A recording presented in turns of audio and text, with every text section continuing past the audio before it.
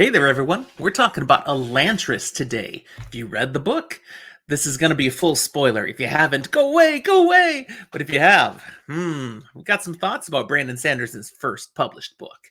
And not all of them good. Oh.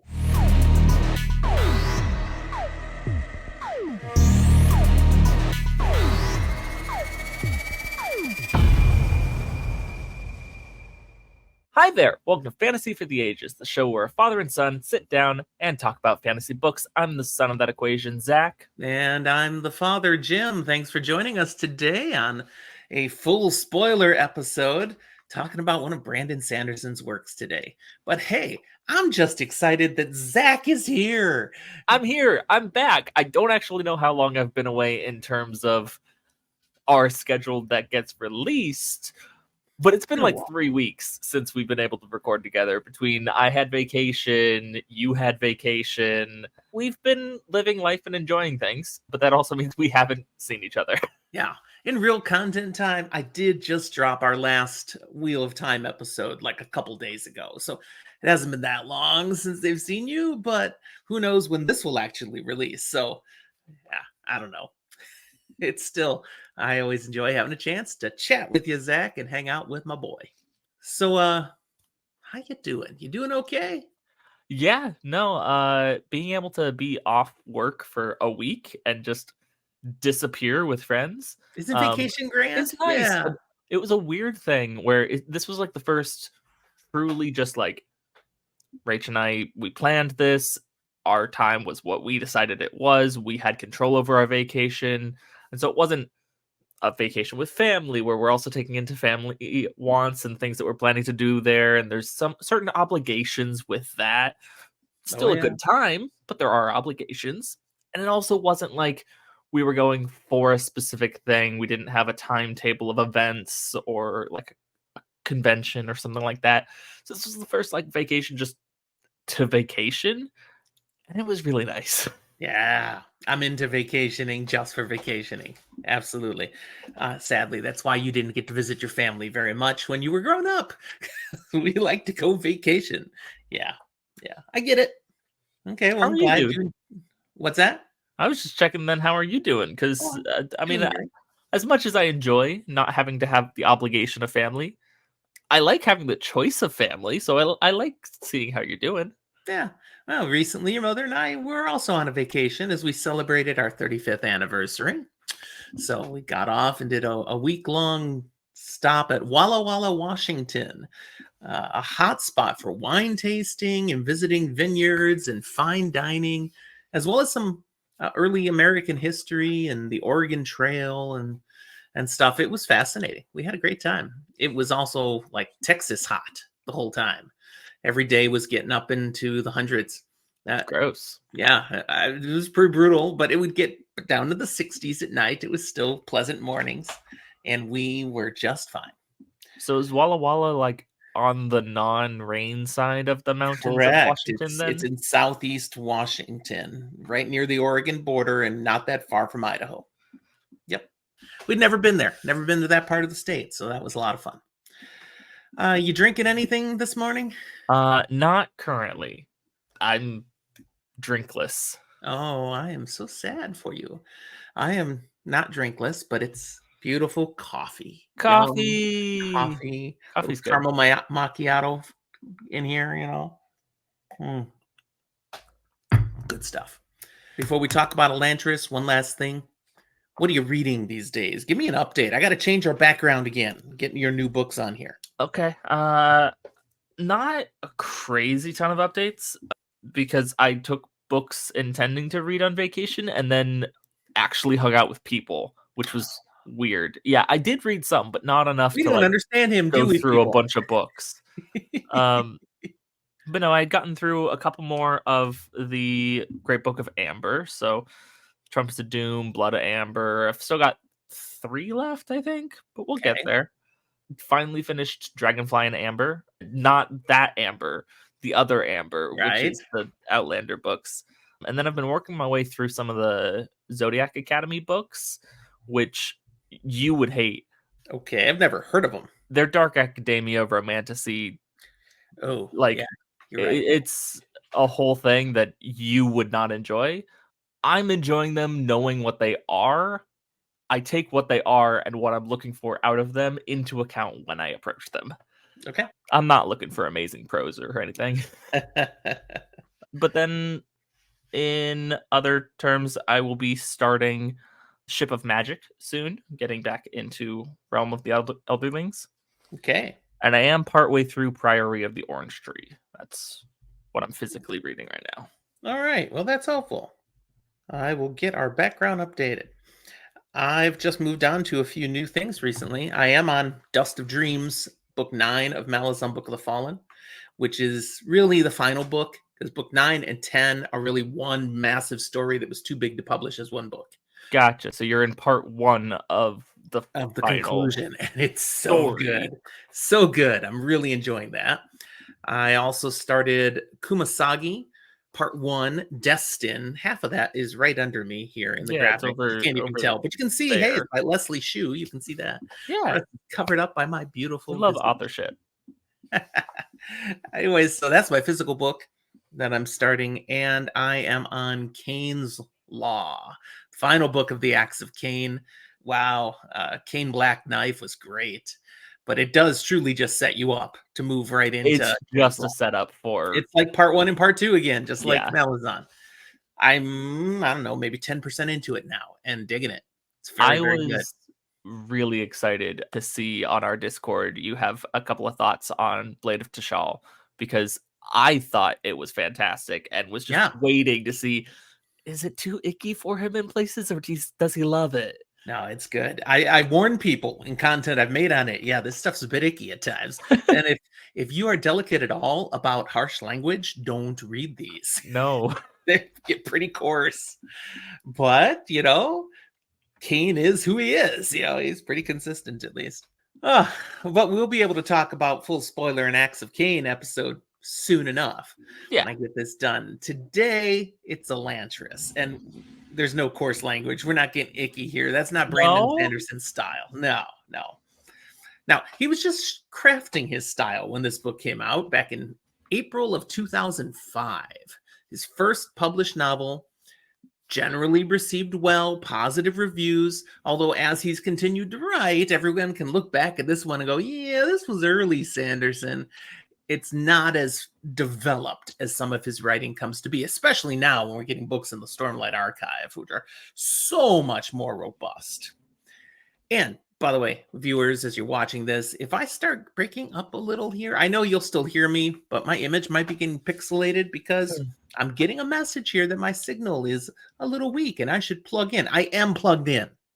It's a internet issue. It's not It's me. okay. I live in Texas where I am fortunate enough to be inland enough to not deal with hurricanes, but my internet company apparently is not. So we're just all living with potential issues. Yeah. Zach, have you seen me pixelating a little or something? No. Whew. But when I get that signal, I never know what's going to happen. Just letting you know. I'm still here. Okay. Elantris is the first book that came out that's part of the Cosmere. So it's the first piece of the puzzle as you start learning about this big grand design that Sanderson has created, which he's still building, still adding pieces to. Yes.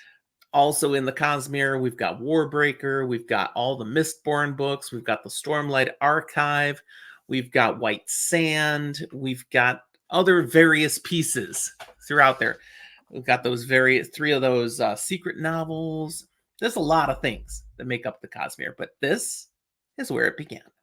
Let's just talk general feel. Okay. I liked Elantris. I didn't think it was the greatest book of all time, but I enjoyed it. I thought it was an interesting story. I didn't have any trouble reading it.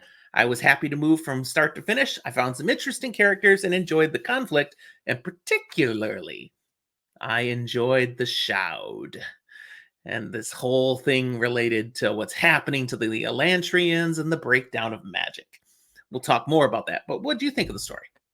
If I had read this book as the first Cosmere book that I had read, like my first introduction into the Cosmere, I don't think I would have gone on to keep reading it as quickly as I did. I don't think I would love the Cosmere as much as I do.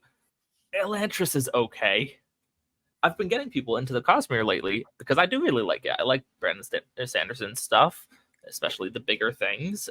So I've been getting people in, starting with like Mistborn, or maybe sending them over to Warbreaker, and I include Elantris eventually as a, yeah, you should fit this in before you get to some of these other books so that you have context. Yeah. But like, it's gonna be a dip in quality a little bit. There's about 1/3 of this book that I really, really liked. 1/3 that I thought was okay, and 1/3 that I just didn't enjoy and had to force myself through those chapters. And it's because there are 3 POVs. Yes. And one of them I like, one of them is okay, one of them sucks. Well, we'll get back to that. That's interesting. I like that. It wasn't the first Sanderson I read either. My first experience with Sanderson was finishing The Wheel of Time. And he was my hero suddenly. This guy comes in and writes the last 3 books. Yay. And then I'm like, okay, has this guy written anything else? And that's when I found Mistborn. So I read Mistborn Era 1. The next thing of Sanderson I read was Elantris, simply because it got to a point going, all right, I'm now a content creator. This was right when we were starting our channel. There are books out here I should be reading. So many books. How about this Sanderson guy? I should start his stuff. And a lot of people had recommendations, but you know me. I like to do things in the order stuff came out. So I went and read Elantris next because it was the oldest Sanderson out there. I agree with you that it's not as well written as other things that came later. So it helped to read it knowing it's part of development of this author, and it does tie into other things. I wanted to know what it added to the Cosmere. I wanted those nuggets. So I worked through it, but still, I found enough interesting in there that I never would have DNF'd, even if I was fresh, if it was the first book. No, it's a valuable read for the sake of the Cosmere, and if you just read it, it's enjoyable. It's not going to be anyone's favorite book, and if it is, why? I need you to explain to me. Now, I have to admit, I've never read the original version. I read the anniversary version where he had updated a little bit. There's a little more added to it, so I don't know what the original would have looked like. I'm sitting here going, I need to look at my copy and figure out. You might have the original version because I it would think have it I on have the cover. original edition. I think this is the first mass market edition, 2006. So mine was better than yours. Okay, you said there's 3 POV characters. Yeah. I want to guess. Okay, I'm going to describe these 3 POV characters here for us. We've got Prince Raoden of Erelon, the heir to the throne of Erelon, who the story starts out with him waking up, having the Shroud. Okay, and big change. Everything's tables flipped upside down. We'll talk more about that in a moment. That's one. Then we've got Prince Serene of Teod, who's the betrothed of Prince Raoden, who's on her way to meet him. She's communicated with him, but she's never met him, and we're gonna get married now. And she does actually love him. She's fallen in love through their communications. So she's the second POV we get. And then Gjorn Harthin, a priest, Great guess. a warrior priest from the neighboring rival empire Fjorden. He's here in the same nation, Erelon, on a mission, basically to help see this country fall to the Fjorden Empire. His first way of doing that is trying to convert them all to a different faith. And if that doesn't work, well, then undermine them from within. So these are the 3. And I'm going to guess. Yeah. The one you don't like is that last one. No. Darn. Which one don't you like? Serene. Really? I think, and this is where it shows this is Brandon Sanderson still figuring out his style, his things. I think this is one of his worst written female main characters. Okay. I think he was still figuring out how he wanted to write women, and he doesn't do it as well as he does in other things. It could be a challenge, especially for male authors to write women in fantasy, as we can see from countless of books in the 80s where they didn't even try. But he does it well in some books, in my opinion, as not a woman, so what do I know? But in this one, it's not super great. The storyline is not that interesting. I want it to be interesting, but it's just not, and it kind of falls a little flat for me. The other two storylines at least have something redeemable of being either like this villain is kind of an interesting, okay, this is political intrigue and where's this going? And we're learning more about the world there, or we're learning more about this magic in the world and these weird situations, and that's interesting, even if the character's just kind of generic main character. The most fascinating part of this story for me is the whole Elantrian bit.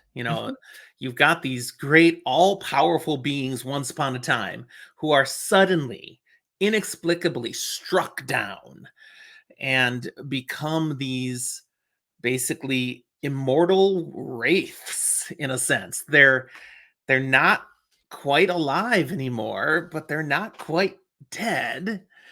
This is where Sanderson was early on, already showing his creativity.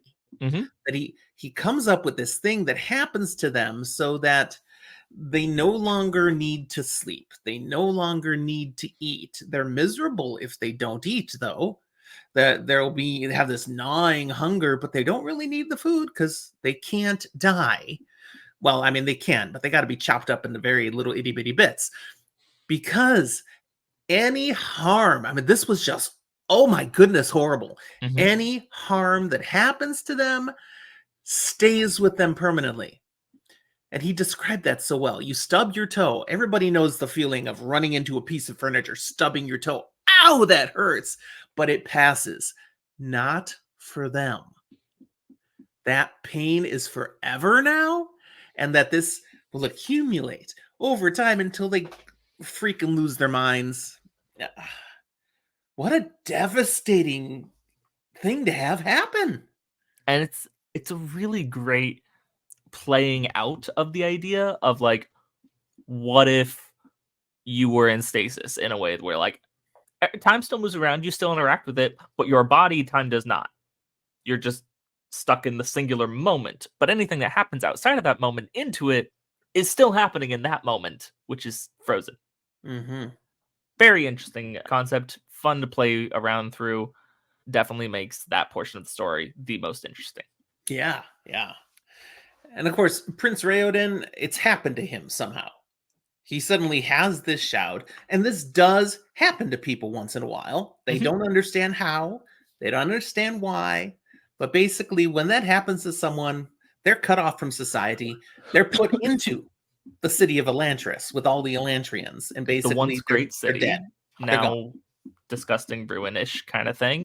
So Prince Raoden, it's like, oh my goodness, this is a terrible thing that happened, and they just kind of silently put him in there and say, yeah, he died. Sorry, Serene. You came all this way. He died. Oh, by the way, we have this policy here that even though you were just betrothed, it counts as being married. So you're a widow now. Yep. Now, eventually, some of that gets partially kind of resolved, and we get more actual magic in this world. But there's also like more magic than the magic we actually focus on in this world, and I love the other magic systems as well that we just get like introduced to. This is one of the saving graces for me in this book, is how interesting the magic here is, this system, and therefore like the Cosmere applications. It seems to be an awkward magic system that you have to draw these big symbols to access the magic. I mean, on the one hand, you're right. On the other hand, that's not that crazy different from the idea of like spell work with having to do specific things. I mean, I think of like Lev Grossman's The Magicians and how their magic is so intricate that they have to be very precise with movements and things. And it's like, no, this is a similar idea of magic is math, accessing something more. It was cool in the end where they do resolve the issue. I'm not going to bother to say why, but we're assuming people watch this, they know why. But to actually have it basically that simple to solve it, they just had to, someone had to realize what the problem was. And once he does, it's like, click, problem's over. Boom, yay. That was cool. I didn't like Hrathen. the Why not? priest. I just those parts of the story were annoying to me. I'm like, can I move on? So that's why I was guessing he was your least favorite. But no, you like him. So I had not read a First Law trilogy at this point.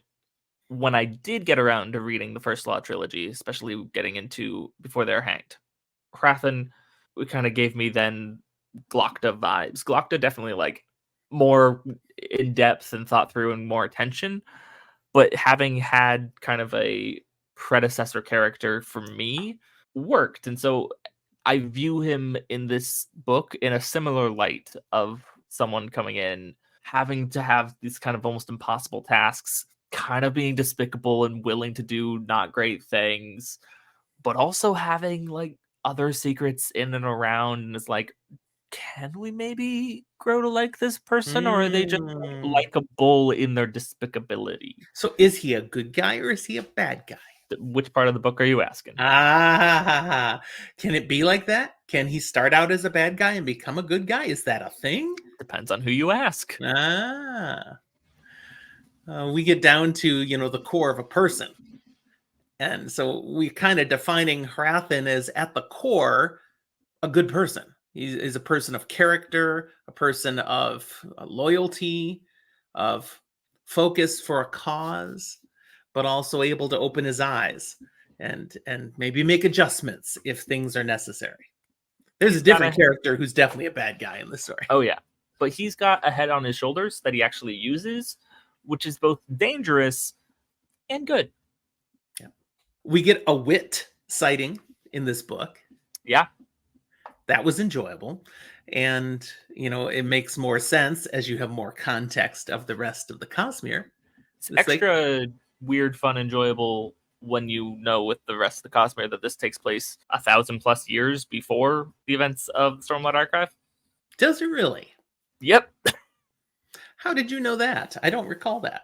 I don't I've discount it. I'm just, you looked that up somewhere. I've looked into Cosmere timeline things at times. So like Mistborn takes place, and then 300 years later we get Stormlight Archive, and somewhere in the midst of Stormlight Archive / between this first chunk and the next set of 5 we'll get is where Mistborn Era 2 fits in. Of course, Warbreaker had Warbreaker is just before. a little bit before Stormlight, but probably after, like, good chunk after Mistborn Era 1.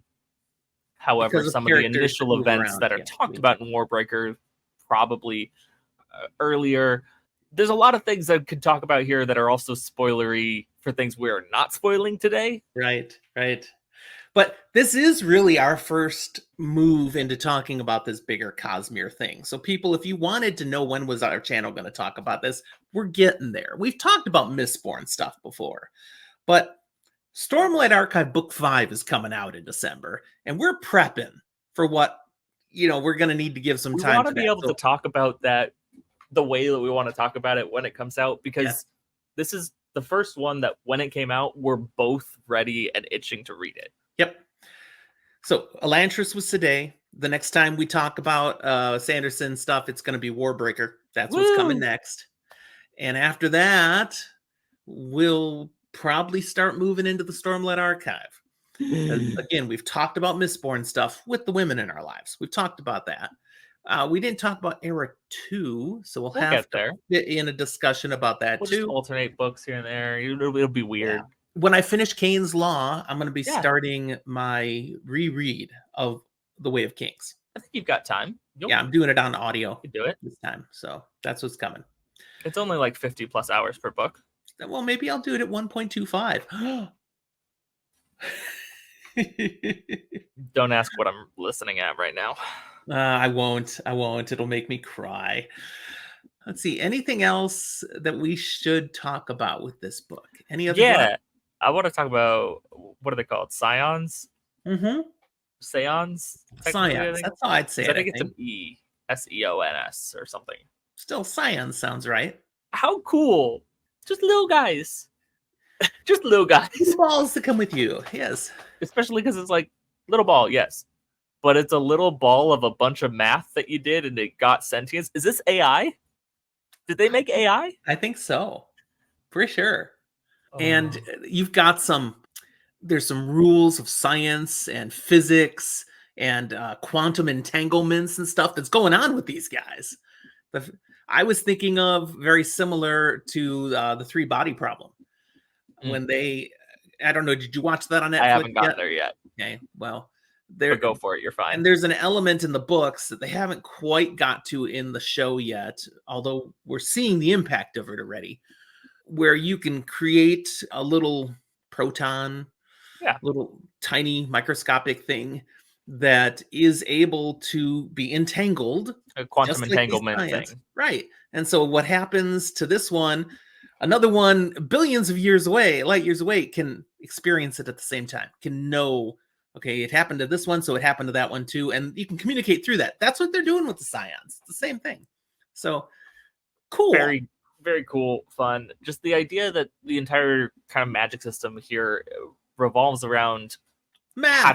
patterns and excellence and attention to detail, be it through math and geography knowledge, or as we see in a later novella, certain artistic sculpting and specification. Not one of my favorite Sanderson novellas, but anyways. Okay, that's fair. But then also we get it within Elantris, certain kind of almost body mods that make magic, similar kind of artistic creation there. And then also you can be precise enough with your forms of your martial arts and you can Tai Chi your way to magic. Yeah, it's cool stuff. Definitely. Makes a lot more sense when you've read the Stormlight Archive and you know what is up with the magic in this place. Yeah, for sure. This is where Sanderson was first introducing, though, also his concept of hard magic. Yeah. It wasn't really a thing in most fantasy before this time. It was, you just had magic. Magic did what magic did, and sometimes you had some understandings of the arcane spells and rules, and other times it just did what it did and it was inexplicable. But Sanderson's style was, no, I want precise magic. I want to be able to understand it. I want my reader to be able to understand it. I want to put a whole glossary that explains it. And it's changed fantasy fiction. I like magic, but I also like hard magic. I love the rules. I love the limitations. I love how you can make something as broad and diverse of magic still feel like its own unique thing instead of just, oh yeah, magic is magic. Sanderson has his critics in this regard. They're like, dude, you're ruining it. We're just supposed to enjoy the magic, not explain it. And but he also has plenty of adherents because yeah, I'm the apologist here who goes, I enjoy hard magic usually better. Now, I don't care. I'm here for a good story. If it's magic, hard magic, soft magic, doesn't matter to me as long as the story's great. And in that regard, a lot of Sanderson's books have been great. And a few of them I'm like, they're okay. That's fair. I don't lift him up as the best fantasy writer of all time. I think he's churning stuff out too fast to always have it be the best quality. But it's still pretty darn good. I'll even go there and say, I don't think he's the best. He is one of my favorite living. Cool. Well, that's probably enough about Elantris then. I mean, it was a good story. It comes out, it starts with a problem. By the end, it solved that problem. Along the way, there were other political problems, considerable things. Those all get resolved as well. And the Aeons are right again. They work. The magic has been resolved, and life is wonderful all the time. There's still issues in their world. Just I think they're supposed to be a sequel eventually. There's plans to be like a sequel. Possibly it will be a trilogy, maybe eventually. But he's got so many other things he's writing that I think there's more excitement for right now. And of course, the Emperor's Soul. That's the name of that other novella, right? Short story, really. Yeah, that's on this planet too. That's another Emperor's Soul's on this planet. There's a little excerpt in Arcanum Unbounded that is also takes place like during this book. Just a fun little snapshot that didn't fit in this book, basically. Yeah. So we've got then we've got another one. Yeah, Yumi and the Nightmare Panchair, I think, takes place on this planet. No, I think so. Seriously? I haven't actually read that one myself yet, but I didn't pretty sure that at all. I'm pretty sure it takes place here. It's a big planet. They've got lots of different things going Let's see, on. this But one's called Cell, I think. no, it lists that as being a No. different planet. You're right. Yeah. I think I remember hearing talk at one point of, is it? And then it wasn't. But I haven't actually read it. And that's where it was like, I don't That know is an interesting story. And it's been months and months since I've read it, but I'm still not sure if I like it or not. So that is an interesting one. I think it's next on my, when I eventually finish Dead House Gates, but I haven't read any of Dead House It'll be a Gates in like while. 2 months. Now, you read Tress and the Emerald Sea? Yeah, I liked it. I Okay, like that one that is a good story. I enjoyed it too. But that's the only of the secret novels you've read so far? so far. Okay. All right. Thanks for being with us, everybody. This is where we'll sign off. If you have thoughts on this book, on Elantris, anything related to what we said, or just anything else you want to add, toss it in there. This was a full spoil episode. You can say anything. And if somebody stumbles upon it who hasn't read the book, it's their fault, not yours. So we don't do that often. Go for it, people. We appreciate you being with us. We super appreciate that if you liked it, you hit that like button. And if you're not a subscriber yet, what are you waiting for? We'd love to have you join on and see all the content as we keep bringing this stuff out, including, once in a while, seeing Zachary. Thanks for joining us. We'll talk to you next time.